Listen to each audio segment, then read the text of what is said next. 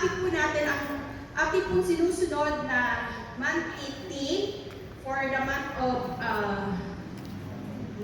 March po. Ang pag-uusapan natin is about character. Kung paano po ang Panginoon ay ginagamit ang kanyang mga anak. So, ngayon po, ang title po natin, No one is too small. Wala akong maliit na tao sa harapan ng Panginoon upang kanyang gamitin. Noong nakaraan din po, ang topic po natin ay tungkol para sa buhay ni Boaz. Ano po ba yung itinakda ng Diyos na destiny niya? Para maging kinsman's redeemer or gamitin ng Panginoon upang mangyari or magkaroon ng kaganapan kung ano yung plano ng Panginoon para sa bansang Israel, maging na rin po sa buhay ni Ruth and Naomi.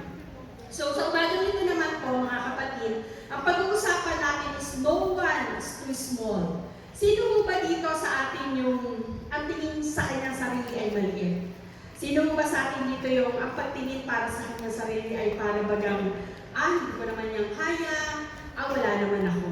So, ngayon po, sino mo ba ang nakapanood na sa atin ng movie na Titanic? So, siguro yung mga millennial, hindi ko alam kung napanood yun na to.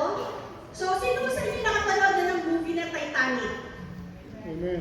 Kapag nakita niyo to, ano ang papasok sa isip ninyo? Diba? Pag nakita niyo pa lang yung picture na yan, alam niyo na yung kabuuhan ng istorya. Diba? Meron nung nagsabi na may isang tao daw ho na nakapanood ng Titanic 10 times niyang pinanood. Sabi ko, hala, 10 times. Yung pala, manggagawa sa loob ng sinihan. Kaya no wonder, ganun karami niyang napanood.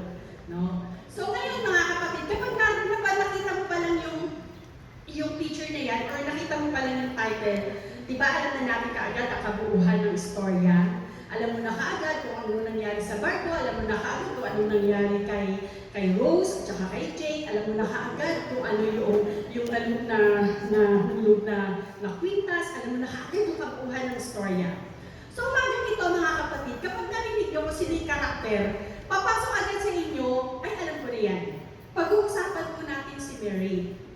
Mary na mother po ni Jesus nung siya ho ay nagkatawang tao. So ano ho ba ang pag-uusapan natin, di ba? Ang Panginoon ho, sa bawat anggulo or sa bawat storya sa Biblia, yes, familiar mo tayo sa character ni Mary. Yes, alam mo natin kung ano yung naging destiny niya, alam mo na natin kung ano yung naging storya niya, pero sa bawat pagbabasa natin ng kwento tungkol sa buhay ni Mary, may bagong itinuturo sa atin ng Panginoon. Kaya nga po sa title natin para sa umagang ito, No one is too small. No, walang maliit sa harapan ng Panginoon para kanyang gamitin. Amen? So makikita po natin mga kapatid na binago ng Diyos ang plano sa buhay ni Mary. Binago ng Diyos kung ano yung orihinal na naisin ni Mary para sa kanyang buhay. Diba, bawat isa sa atin dito na nakaupo, may kanya-kanya tayong plano sa buhay. Pero, makikita natin whether malaki ka, maliit, mataas ang inaral mo, mayaman ka, or nasa middle ka lang, pero may plano at plano ka pa rin. Sindin mo yan para sa buhay ni Mary. Binago ng Diyos ang plano sa buhay ni Mary. Bakit po? Upang mailuwal at gampanan ang pagiging ina ng Messiah. Ang buhay niya, mga kapatid, ay magkaroon ng pagbabago mula sa paghahanda sa kanilang kasal ni Joseph, na kanyang fiancé, o mapapangasawa, o nakatakdak mapangasawa, sa pagiging ina ng Messiah. At ano ba yung naging resulta nito? At ano rin po ba yung naging response nito sa buhay ni Mary? So, makikita natin na ang Diyos ay hinirap at pumipili siya ng mga tao, mga kapatid, na mababa or maliit sa tingin ng mundo. Diba? Sa tingin ng mundo, lagi kang pinipili yung pinaka-the best, yung pinaka-mahusay. Di po ba? Pero hindi po yun sa kalakaran pagdating mo sa Panginoon. Ang Diyos ay humirap at pumipili ng mga taong mababa o maliliit sa paningin o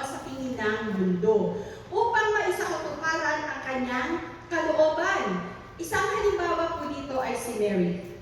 Amen? Kaya sabihin niyo po sa mga katabi niyo, kapatid, pinili ka ng Panginoon for special purpose. Pinili ka ng Panginoon for special purpose. Alam niyo mga kapatid, si Mary, wala naman yung espesyal sa kanya. Di ba parang pektingin natin kay Mary kapag narinig mo, oy, ano yan, napaka-espesyal niya, napakagaling yan. Siguro ganun mo yung pagtingin natin. But alam niyo ba mga kapatid, si Mary ay isang ordinaryong babae lamang. Isang ordinaryong babae lamang na naninirahan sa bayan ng Nazareth na nakatakdang mapangasawa si Jose. Hindi nabanggit mga kapatid sa Biblia, lalo na dito sa Luke chapter 1, kung ilang taon na si Mary nung siya ho ay naging engaged dito kay Joseph. Ngunit ipinalalagay na siya ay isang batang babae. Alam niyo mga kapatid, noong mga panahon na yon, ay sa kaugalian ng mga Hudyo o ng mga Jews, mga kapatid, noong panahon yun, ang mga batang babae ay pinagkakasundo sa edad na 12 taon.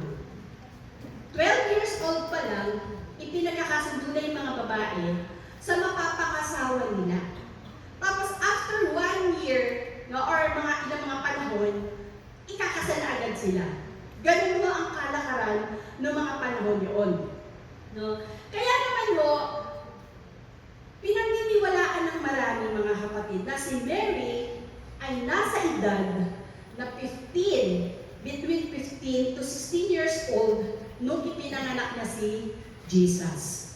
Kayo mga kapatid, nung hindi pa mo natin ito naririnig itong mensahe sa umagang ito, sa palagay nyo, ilang taon na si Mary nung ipinanganak niya si Jesus? Siguro nagulat kayo, ano? 15 to 16 years old lang pala, inailuwal niya si Jesus. Ayon sa mga scholar, ayon sa pag-aaral ko. Siguro nasa utak natin, siguro si Mary nasa 26 o kaya naman nasa 30 plus, gano'n siguro nasa isip natin. Pero mga kapatid, nung pinili siya ng Panginoon para kasangkapanin sa pagkapanganak ng Messiah, siya po ay nasa pagitan lamang ng 15 to 16 years old.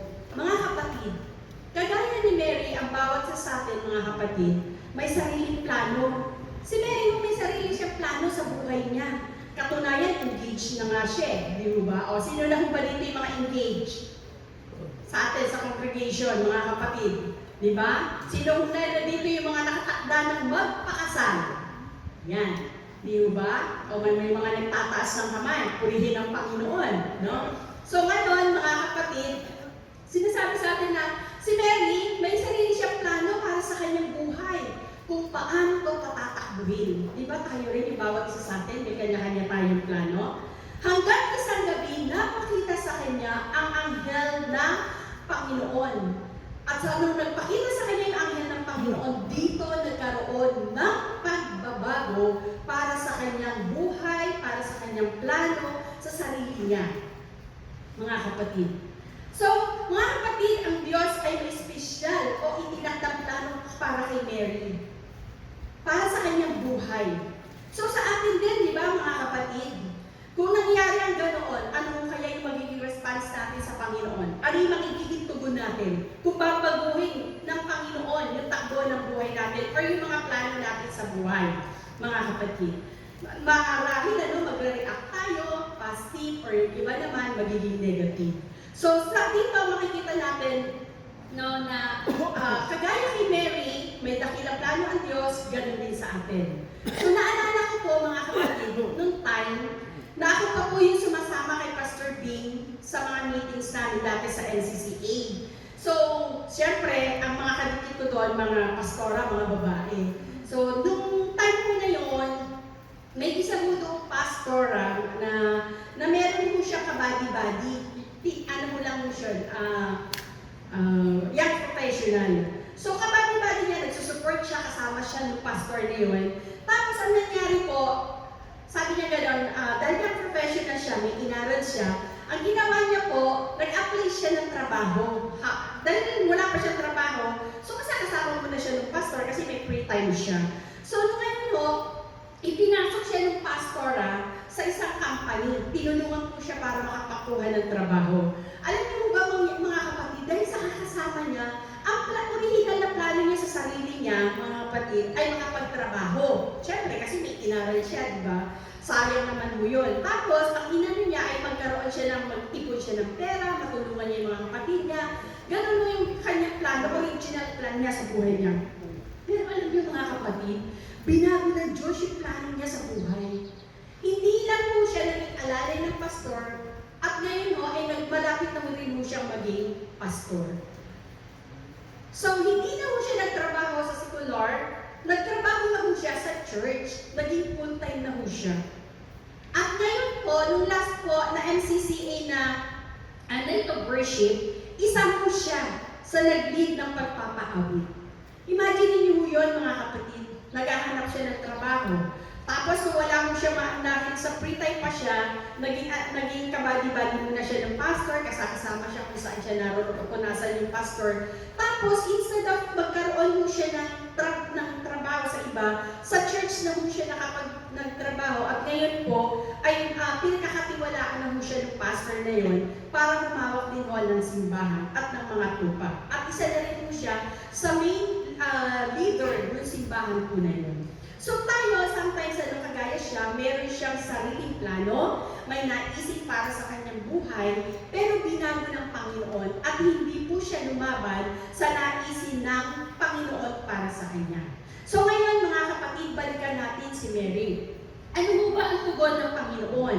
Bagamat binago ng Diyos ang kanyang plano sa buhay. So ano mo yung naging response po ni Mary para sa tugon na sa panawagan sa kanya ng Panginoon? So, una, mga kapatid na Mary responds to God's plan for her life. Ano po ba? So, basahin po natin ang Luke, yung mga may Bible po, Luke chapter 1, verses 26 hanggang 38. Dito po iikot yung ating story sa umagang ito. So, sabayan niyo po ako sa pagbasa. Nang ika-anim na buwan, sinugo ng Diyos ang Anghel Gabriel upang magpunta sa bayan ng Nazareth, sakop ng Galilea, sa isang dalagang ang pangalan ni Maria. Ito'y nagtakdang kasal ni Jose, isang lalaki mula sa lipi ni David. Lumapit ang anghel sa kinaroroan niyang ang binati ito. Magalak ka, ikaw ay kinalulugdan ng Diyos. Ang Panginoon ay sumasayo. Labis na nagulunihanan si Maria sa sinabi ng anghel at inisip niyang mabuti, sabi kanya, at inisip niyang mabuti kung ano ang kahulugan ng salitang yun.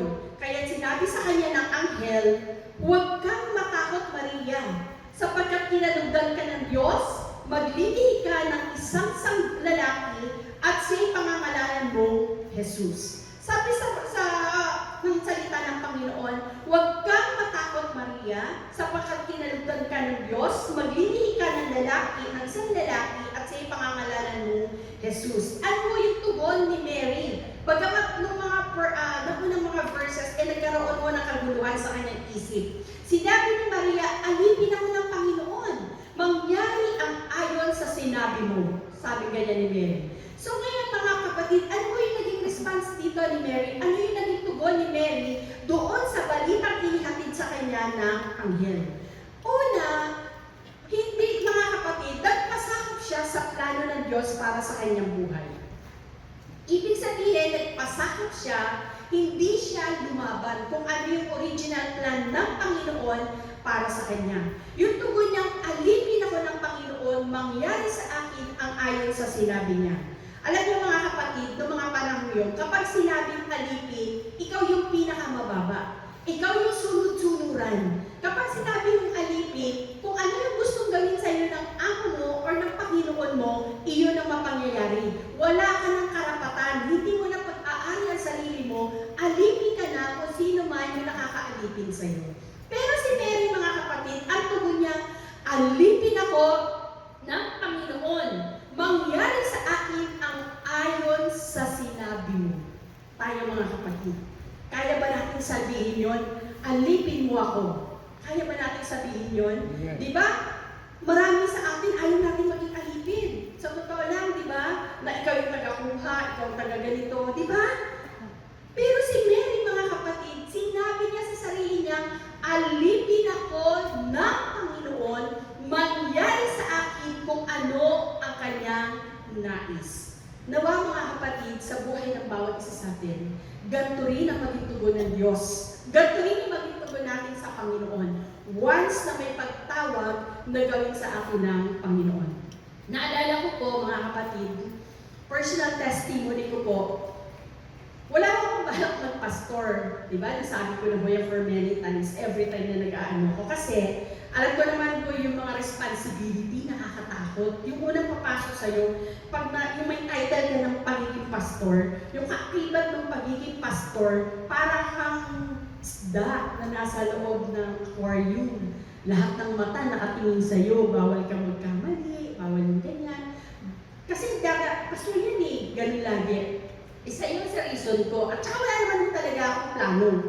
Pero nung tinawag mo ng Panginoon, yung nag-mentor sa amin, na kapatid po nila Pastor Apple at saka nila Pastor D, Pastor Bobo, amo namin siya dito sa lupa. Yung may business po kasi siya. Alam niyo po, yung calling sa kanya, kagaya dun sa isa kinukwento ko kanina, dumaloy sa amin.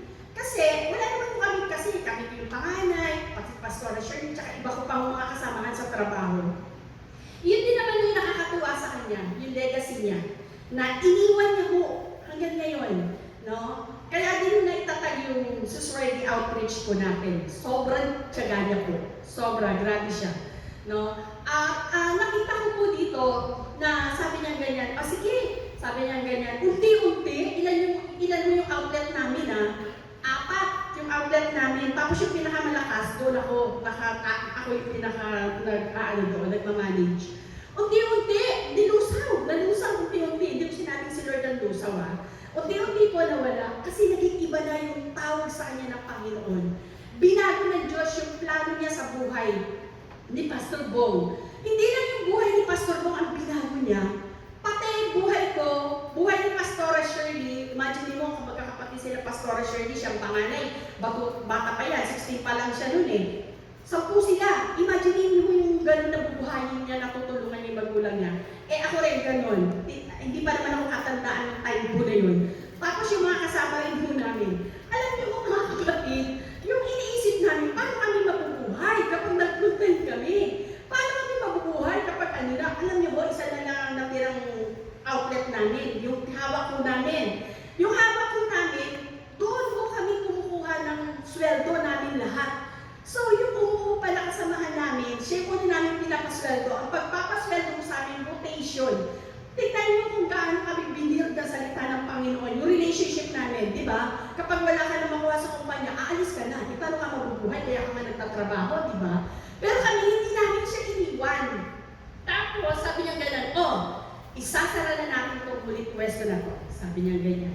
Sasara na natin. Magpo-full time na ako. Magpapastor na ako. Sabi niya, kayo, anong gusto ninyo? Magtrabaho kayo? Sige, ako, okay lang ako. Sabi niya gano'n, binibigyan ko kayo ng laya. Pero alam niyo ba, lahat kami sumunod? Imagine niyo, yung lahat po kami sumunod. Napag-ano niya kami sa Bible school, na-push niya kami, na-encourage niya kami na makapag-Bible school. Pero ang totoo, ang gusto namin, kumita ng pera. Kasi nga, may isusupport kaming family. Pero alam niyo mga kapatid, nung nag-full time kami, tinanong ko ang Panginoon, Lord, magpo-full time ako. Siyempre, may fear sa puso ko. Kasi nung pagka narinig mong pastor, walang kwarta, walang pera, yung agad yung nasa utak ng panahon na yun. Pero ngayon, hindi na ho. Yung mga pastor, mayayaman in Jesus' name. Na pinayaman na yan ng Panginoon. No? Baka naman marami yung pagkakita ng pagiging pastor, dahil pinayaman ng Panginoon na. Pero alam niyo ho, hindi kami natakot. Nung time mo na yun kasama niya ho kami. Kinakwento ko lang ho to para makita ninyo kung paano binago ng Diyos yung plano niya sa buhay ko, sa buhay ni Pastor Shirley at saka yung mga kasamahan namin pastor. Alam niyo po mga kapatid, nung binago ng Panginoon, wala akong takot sa puso ko personally. Basta sabi ko, tinanong ko si Lord, paano ako magpa-full-time worker, magpo-full-time sa iyo, Lord? Pero hindi pastor alalay lang muna. Tapos sabi ko, paano yung mga kapatid ko, paano yung mga needs ko, ganyan-ganyan. Pero alam niyo po, ang Panginoon, tinanong ko, sumagot. Naalala ko po yun sa Book of Job. Ang sabi niya sa akin, yung assurance na ibinigay niya, ako ang bahala sa iyo, hindi ka magkukulang. Sabi niya ganyan, pati sa mga kapatid mo. Sabi niya ganyan sa akin, alam niyo po, simula mo na nag-full-time worker ako, sa biyaya ng Panginoon, hindi po nagutom ang pamilya namin, hindi ako nagkulang, no? Hindi naman po kami nautang, alam mo ano, sa biyaya mo ng Diyos yan, hindi sa akin. Ibig sabihin dito, yung kapag may word sa'yo ang Panginoon, anak, sumunod ka. Ito ang gawin mo. Babaguhin ko yung plano mo. Iibahin ko. Basta matuto kang sumunod. Sabi ganyan sa akin ng Panginoon. Alam nyo, ni minsan, hindi ko po naramdaman na nagkulang sa akin ng Panginoon. Alam niyo po ba, si Pastor Shirley, nahimo ko yan. Ay, nahimo ko pala ng Panginoon. Kasi magkasama ka sa work, siyempre, matatakot din yan. Sa yung kapatid niya, paano niya bubuhayan, di ba? Tutulungan yung magulang niya. Pero sa biyaya ng Diyos, alam niyo mo, yung mga kapatid niya, pinagpala rin ng Panginoon. Hindi lang po yun, yung dalawa pa po namin kasama, naging pastor din ng JIL naman. Hindi nga lang po kasi, pero may kaugnayan din po kami dun. Same at umahap na rin po ngayon ng simbahan. Sa church po nila ay sa Katipunan. So, alam niyo, every time na nagkikita-kita kami, nagtutroba kami, no, alam niyo, nila ko yung angel, kilala nila yon. Alam niyo, every time na nagkikita-kita kami, nagtutroba po kami, sasabihin namin, oh, nung bata pa tayo, ganito tayo, 1, 2, 3. Alam niyo po yung gano'n, sometimes, once na binago ng Panginoon, nagkaroon ka ng rero sa buhay mo. Nagkaunang mararamdaman mo, di ba, takot? Like Mary. Sinabi ng anghel sa kanya, Mary, kinalugdan ka ng Diyos. Ikaw ay magdadalang tao. Eh kung ikaw magkaroon ng ganung balita, mga kapatid, ano ba yung good news o bad news kay Mary? Ano ba yun? Nakakapag-edify ba yung kay Mary o ano? Di ba tayo mismo, matatakot ka. Si Mary, natural yung takot na naramdaman niya. Natural yung pagtatanong na ginawa niya. Hindi kagaya kay Zechariah, natawa pa. Diba? Nung sinabi ni Jesus, sinabi ng Anghel Gabriel na, oy, si Elizabeth, mga anak, magbubuntis. Sapagkat ito ay si Elizabeth ay lipas na sa pagiging magkaanak, natawa si Zechariah. Pero yun ay pag-aalinlangan, pagdadoubt. Kaya naman na, pipi siya. Pero not Mary. Hindi yung pagtatanong niya, natural na itanong niya, paano kaya akong magbubuntis? Ano? Dalaga ako eh. Wala nga akong asawa eh. Di ba? Di ba natural lang na tanong yun? So kay Mary, nagkaroon ng nag-wonder yung kanyang kaisipan na paano mangyayari yun? Pero nang binigyan siya ng assurance ng anghel ng Panginoon, huwag kang matakot, Maria, sabi ng anghel, ang Diyos ay sumasayo, pagpapalain ka at ikaw ay manganganak. Ano yung tugon ni Mary, mga kapatid? Si Mary nagtiwala sa Diyos. Same din mo sa akin yun, mga kapatid. Same din yun sa sinabi ko kanina na story na yung isang alalay lang ng pastor or body-body ng pastor, nagtiwala sa Diyos. Alam niyo mga kapatid, once na tinawag ka ng Panginoon, na whether full-time, o kaya naman maging leader ng isang home church, o kaya naman sa trabaho mo, inuudyokan ka ni Lord, magtayo ka ng home church, magtayo ka ng cell group dyan, magtayo ka ng Bible study, i-share mo. Di ba ang una mong maaano sa puso mo ay ano, like Mary, matatakot ka. Paano mangyayari yun? Mag-wonder ka, paano mo gagawin yun? Kaya nga sinabi, no one is too small. No, walang maliit sa Panginoon, walang imposible sa Panginoon. Kapag ninais niyang tawagin ka, tatawagin ka niya. Kagaya kay Mary, mga kapatid, nagtiwala siya sa Panginoon. Amen? Nag-submit siya, nagpasakop siya sa tunay na kalooban ng Panginoon para sa kanyang buhay. Sa atin po, mga kapatid, kaya ba natin gawin yung commitment? Kaya mo ba natin gawin yung kagaya ng pagtugon ni Mary sa buhay niya? Once na tayo ay tinawag ng Panginoon, kaya mo ba natin magpasubmit sa kalooban ng Panginoon? When we say submit, mga kapatid, idininay mo na yung sarili mo. Nagpasakop ka. Ibig sabihin, kung ano yung gusto ng tao na pagpapasakupan mo, iyon ang mangyayari. Wala ka na sa sarili mo, patay ka na sa sarili mo. Yung mga naisin mo, yung mga gustuhin mo, wala na yun. Laging nakaanay na doon sa tao o sa Panginoon na pinagsubmitan mo. Amen? Iyon yung naisin ng Panginoon. So tayo, kapag tayo nagpasubmit sa Diyos, hindi tayo pababayaan ng Panginoon kagaya kay Mary.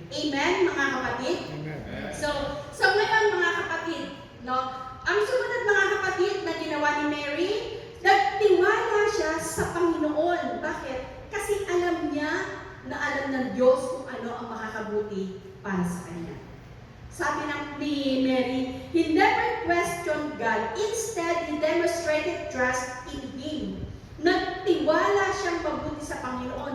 Hindi niya tinanong ang Panginoon, Lord, ba't ako? Nang-engage na po ako Hindi mo po pwede. Mahal na mahal ko si Joseph. Kapag nalaman ni Joseph na buntis siya, anong gagawin ni Joseph? Di ba? Ay, Mary, wait lang. No, hindi po pwede yan. Maaaring umurong, di ba? Pero sinabi ni Mary, hindi niya inalintana yun. Bagamat mga kapatid, natanggap na balita ni Mary ay nakakatakot para sa kanya, hindi niya tinanong ang Diyos, sa halip ipinakita niya ang lubos na pagtitiwala, bagamat ang buong buhay niya ay maaaring mabago, mga kapatid.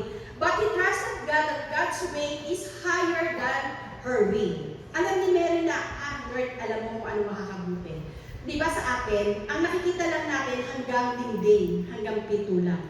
Pero beyond that, hindi na natin nakikita. Pero ang Panginoon, alam niya kung ano ang magaganap sa atin sa kinabukasan, sa susunod na araw. Alam ng Panginoon ang lahat ng yun.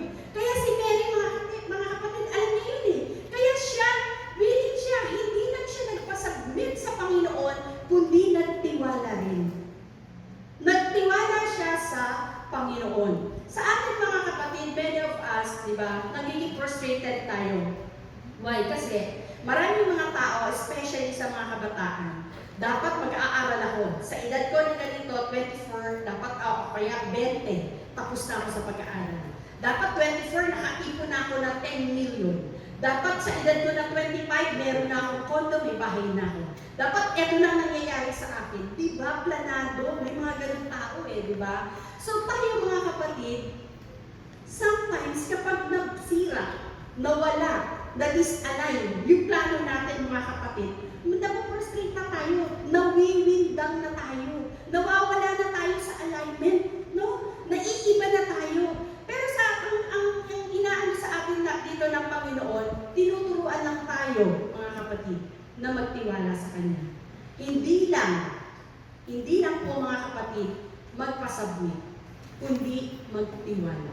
Once na nagpasubmit ka kasi, ang karugtungan nun, pagtitiwala mo. Ba't ka magsasubmit kung hindi ka naman nagtitiwala in the first place, di ba, mga kapatid?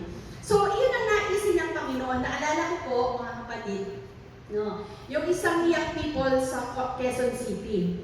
So, nung barangay election, di ba? Gising naman kayo dito lahat, di ba? Kailan ba tayo ng barangay election? Last, October ba yun? Last year. Last year, October. So, di ba, barangay at saka SK election. So, yung isang young people, mga kapatid, tumakbo siya. Ang original na tatakbuhan niya ay SK Church, barangay SK Kagawan. So, dahil na-disqualify yung kanyang SK chairman, siya yung ipinrote na maging SK chairman. Pero sa puso niya, ayaw, hindi naman niya yun. Siyempre, paano pa mabubuo yung kanilang grupo, di ba? So, in other words, tumakbo siya. Sa katapos-tapusan ng pagbibilang ng COMELEC, natalo siya. Di ba? So, alam mo yung init sa pagkakumpanya, buong tropa niya, buong barangay niya, buong kaanak niya, no? Sabi ko nga, hindi ako nakaboto sa iyo, hindi pala ako pwedeng bumoto, SK pala yun, labis na pala yung edad ko. Natatawa siya sa akin na, hindi ka na nga po pwede, yung pamilya lang to. No? So ngayon, in other words, natalo siya. Imagine niyo kung lahat ng effort na ginawa. Pagod, tapos yung alam niyo yun na para bagang yung kakabaka-baka, basta lahat ng yung mga tumatakbo ng sa election, yung lahat ng mga efforts, yung lahat ng mga ginastos, yung mga ganun po ba, alam niyo po mga kapatid, natalo siya, diba? So, ngayon, sabi niya, ewan ko, hindi ko naman kilala yun Hindi, binabalita ko lang po, natalo po siya. So, nung natalo siya, mga kapatid, diba dapat, malulupay-pay na siya, malulungkot siya, pero may iba pala plano ng Panginoon sa kanya. Dahil working student po siya, ang ginawa niya naman last February, nag-take siya ng board ng criminology. No? So, nag-take siya ng board, tapos, nag-take mo siya ng board, sa biyaya ng Panginoon, lumabas yung result last Wednesday, during our home church, nakapasa naman po siya. So, di ba, October, so God be the glory po. siya. Tapos sabi ko ganun sa kanya, kaya ka hindi pinahintulutan ng Panginoon na manalo dyan. Kasi once nag-review ka, nag-take ka ng board, baka mahati yung attention mo, hindi ka makapag-concentrate. So, sabi niya kaya nga, sabi niya ganyan na, yung pala yung purpose ng Panginoon.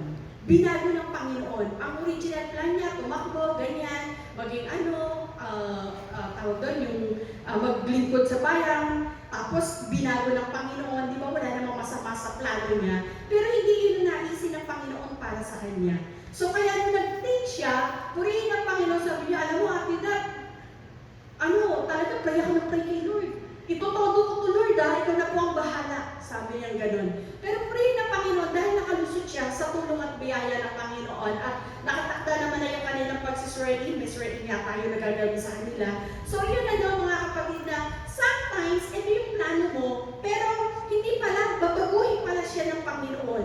Once na binago ng Panginoon, hindi sa naisip mo, itatanong mo sa sarili mo, Lord, bakit mo binago? Ano po ba yung gusto mong mangyari sa akin? Huwag tayong magtatampo, huwag tayong hindi na magtatampo, kundi magdaramdam sa Panginoon, hindi na magpapakita, hindi ganoon. No? Lagi natin iisipin, ang Panginoon may mas magandang plano para sa atin. Bagamat babaguhin niya, kahit maliit ka lang, kahit ang tingin mo ay eto ka lang, may plano ang Panginoon sa bawat isa sa atin. Bawat nakaupo dito sa umagang ito, mga kapatid, hindi aksidente na andito kayo. Hindi dahil in-invite ka lang kasi magkakaroon ng ganito, ng ganyan, ay hindi, pinagbigyan ko lang. Hindi. Hindi dahil sa wala kang magawa sa bahay, naiinip ka, hindi, mga kapatid. Ang araw na ito ay tinakda ng Panginoon upang mapakinggan mo ang mensahe nito, upang sabihin sa bawat isa sa atin ng Panginoon, no one is too small sa paningin ng Panginoon. Walang maliit sa paningin ng Panginoon. Amen? Ang bawat isa sa atin, mahalaga. Ang bawat isa sa atin, importante. Ang bawat isa sa atin, binili sa mahal na dugo ng Panginoong Jesus. Namatay siya sa buhay ng bawat isa sa atin. Kaya yung ginawa natin sa atin ng Panginoon, in return, huwag natin isipin kung ano yung sitwasyon natin sa buhay, kung ano yung katayuan natin sa buhay. Basta ang i-desire natin makapaglingkod sa Panginoon like Mary. Lord, here I am your servant. Alipin mo ko, Panginoon. Ganun ang naisin ng Panginoon sa bawat isa sa atin. Sa buhay natin, mga kapatid, kung may ginagawa ang Diyos, trust the process. Pagtiwalaan lang natin ang prosesong ginagawa ng Panginoon sa buhay ng bawat isa. Maaaring sa ngayon, hindi natin maunawaan. Naguguluhan ka. Lord, bakit nangyayari ito sa akin? Ba't dumaraan ako dito? Naalala ko, yung isang kapatira namin sa home church. Nagtinda siya doon sa UP Festival, may parang something like that. 1 week yun. So, sabi niya ganun, Lord, ba't ganito? Walang kinikita. No? Pero alam niyo mo, umiiyak siya sa Panginoon. Ayoko na nga, Lord, i-give up na ako. Pero, first day, walang kita. Second day, walang benta dahil dikit-dikit daw sila. Alam niyo mga kapatid, noong third day, siguro nagpapasay na to sa Panginoon Lord, ano ba to? Nagbabayad kami. Pero wala kaming kinikita. Alam niyo mo, noong third and fourth hanggang matapos yung UP Fest ko na yon, yung event ko na yon, pinag-alap ko sila ng Panginoon. Tinagtiwalaan nila yung process na ginagawa ng Panginoon sa negosyo nila. So, same din naman sa atin, mga kapatid. Pagtiwalaan natin yung prosesong ginagawa ng Diyos sa buhay natin. Ano man hindi natin siya maintindihan ngayon, kung nagugulumihanan mo tayo, maraming tanong na pumapasok sa utak natin, kagaya kay Mary. Wow, paano kaya ako magbubuntis? Dalaga ako. Paano kaya ako magbubuntis? Wala naman akong asawa. Di ba? So, ang isipin mo natin, mga kapatid, subalit mga kapatid, kagaya kay Mary, nagtiwala siya sa process. Trust the process na ginagawa ng Diyos sa buhay natin. All you need to do is, number 1, submit to God. Number 2, trust God. And number 3, humility before the Lord. Magkaroon tayo ng humble spirit. Amen? Magkaroon ka ng pagpapakumbaba sa harapan ng Panginoon. Like Mary, yung sinabi niya, behold, I am the servant of the Lord. Sabi ni Mary. Let it be more, sabi ni Mary, let it be to me according to your words. No? At nung nangyari yun, nag-agree siya doon sa naisin ng Panginoon, anong nangyari? Umalis yung anghel ng Panginoon.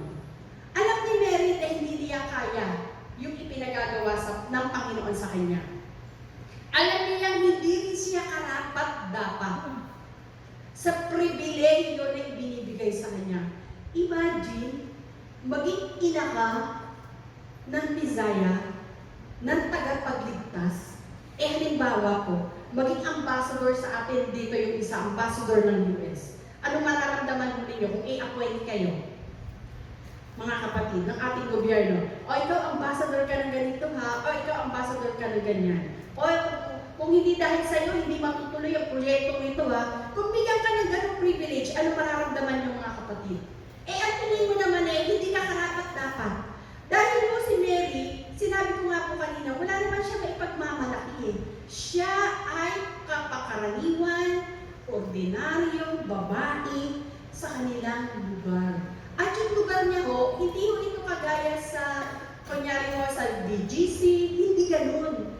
No? Sinasabi nga po na kapag pinag-aralan mo yung lugar ni Mary na Nazareth, parang walang may pagmamalaki. Parang yung Nazareth parang ito yung pinaka-aba na lugar ng mga panahon na yun. Tignan niyo mo yun. Pero doon kumuha ang Panginoon ng magiging ina ng Messiah. Makikita natin dito mga kapatid yung tugon ni Mary. Sinabi niya, alipin ako ng Panginoon. Why? Kasi alam ni Mary, wala siya may pagmamalaki. Alam ni Mary, mga kapatid, na wala siya kakayahan. So ano dito? Para sa kanya, privilege ko na maglingkod. Privilege ko na maging ina ng magiging tagapagligtas. Tayo mga kapatid, once na inapoint tayo sa isang ministry, nakakaramdam mo ba tayo ng pribilehiyo? Imagine niyo ilan ang member ng Fullness of Christ? 10,000. Among the 10,000, isa ka sa napili para magtawag dito, maglingkod, halimbawa maging isang home church leader. Di ba? Isa ka para makapasa sa audition dito sa worship team. Alam niyo ba yung higpit ng audition dito para makakanta yung bawat isa sa kanila? Ang lupit mo nun mga kapatid. Sa pamaisa ka na makasayaw dito, alam niyo ba, bago ka sumayaw dito, may timbangan mo yan. Tinitimbang mo yan. Totoo po yun. Maraming bumagsak, hindi dahil sa hindi marunong sumayaw, dahil sa kanilang bigat. Kailangan habulin nila ang bigat ni Angelica. Kapag hindi sila sumampayon sa rate na yun, mga kapatid, out ka na. Ito yung pamantayan.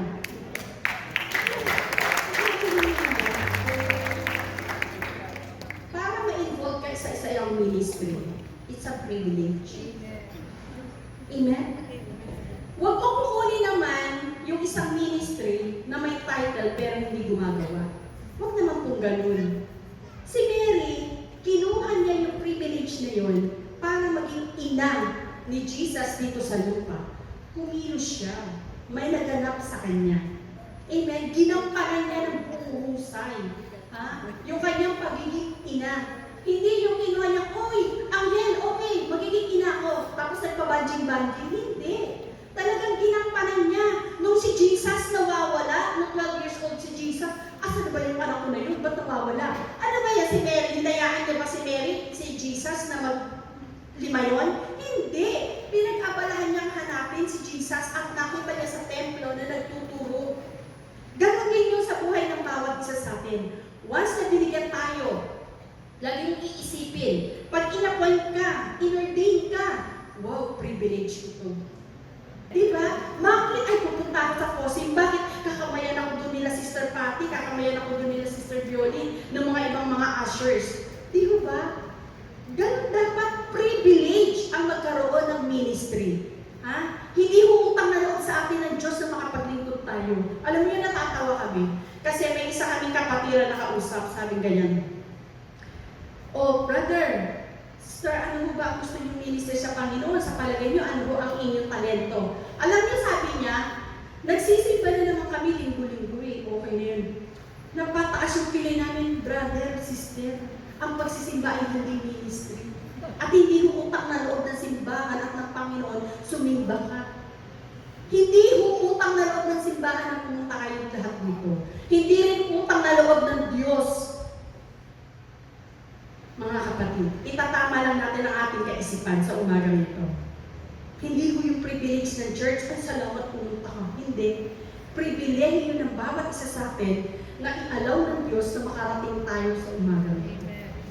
Privilege natin na makapakinig tayo ng salita ng Panginoon. Imagine, ilan ang tao sa buong Mandaluyong. Isa tayo sa inalaw ng Diyos na makapakinig sa umagang ito. Privilege ng Diyos na member ka ng isang home church at ikaw ay maging home church leader. Privilege mo na ikaw ay pagkatiwalaan sa isang ministeryo ng Diyos. Lagi natin iisipin yun, mga kapatid. Kaya once na binigyan tayo, like Mary, hindi ako karapat-dapat sasabihin ni Mary. Pero, hindi siya karapat-dapat sa pagiging humble niya. Kaya naman ang Panginoon, binless siyang mabuti. So ngayon mga kapatid, bagamat mababa tayo sa paningin ng Diyos, sasabihin natin, hindi ako nakapag-Bible school, hindi ko ito narating, but always remember, sa Panginoon mga kapatid, walang mababa. All you need to do is willing vessel. Amen? Maging willing lang tayo kagaya kay Maria. So mga kapatid, ano naman may naging epekto? Dahil umagri si Mary sa kanyang panawagan sa Panginoon. Mga kapatid, bagamat may pagbabago sa original na plano ni Mary para sa kanyang buhay, ito ay nagdulot ng magandang resulta. Hindi lamang sa kanyang sarili, maging sa bawat isa sa atin. Dahil sa pag-agree niya, sa pagtanggap niya, sa mandate na ibinigay sa kanya ng Panginoon, sa destiny na ibinibigay sa kanya ng Panginoon, mga kapatid, ang bawat isa sa atin ay nagkaroon ng katubusan. Kaya naman, may tinatawag na Pasko, pagsilang ng ating Panginoon, at sa darating po na Holy Week, ito naman yung kanyang pagkamatay at pagtubos sa kasalanan ng bawat isa sa atin. Amen? Iyon ang resulta. Nung ginawa ni Mary, bagamat may pagbabago, bagamat mahirap, imagine niyo during that time, pumayag si Mary, di ba magiging tampunan siya ng chismis, di ba? Na usap-usapan, uy, nabuntis siya, umurong yung mapapangasawa niya. Pero inalipanan niya yun. Nagpasabik niya sa Panginoon, nagtiwala siya sa Panginoon, at naging humble siya sa harapan ng Panginoon. Ano ang challenge sa atin, mga kapatid, sa umagang ito? Sa bawat isa sa atin, maging sa mga nanonood po sa kanilang tahanan, lagi natin iisipin, no one is too small for God's purpose. Walang maliit. Kapag nais ka ng Diyos gamitin, walang maliit. Gagamitin ka niya gagamitin po tayo ng Panginoon. Ang buhay ni Maria ay naglalarawan kung paano maaaring gamitin ng Panginoon ang pinakabababa, ang pinakaaba, upang maisakatuparan ang kanyang layunin. Tularan po natin yung halimbawa ni Mary. Bakit po? Na nagtiwala sa Diyos at sumunod sa naisin ng Panginoon para sa kanyang kalooban. Anong kailangan lang po ng bawat isa? Maging willing vessel tayo para sa Panginoon. Amen? Iyon ang panawagan ng Panginoon sa bawat isa sa atin. Kaya isipin na natin, Lord, saan mo ako gustong gamitin? Gamitin mo ako, Panginoon, para sa iyong kapurihan. Sa iyo ko, Panginoon, alipin mo ko. Maging susunod-sunuran pa ako para sa iyo. Kapag may mga hindi pa po, palakpakan po natin ang Panginoon. Kaya naman mga kapatid, sa pagsunod natin sa Panginoon, hindi po yan smooth sailing. Hindi yan hayahay. Okay? Mag-expect po tayo. So kapag may mga pagbabago sa ating buhay, binago ng Diyos ang ating mga plano, huwag tayo magtatampo sa Diyos, ha? Mga kapatid, huwag kong sasama yung ating loob sa Panginoon. Sa halip, dapat tayong matutong magtiwala sa Kanya. At higit na kung papaano ba mga kapatid, na siya ang higit na nakakaalam kung ano ang makakabuti sa bawat isa sa atin. Sometimes, sasabihin sa iyo ng Panginoon, stop. Mag-isip ka, manalangin ka. Hanapin mo ang kalooban ng Panginoon. Dahil gusto kang gamitin ng Panginoon, lagi mong iisipin, ano man ang katayuan natin, ano man ang narating natin, ano man ang nalalaman natin ngayon, gusto kang gamitin ng Panginoon, kapatid, sa umaga. Purihin po ang Panginoon. Lagi natin tatandaan, no one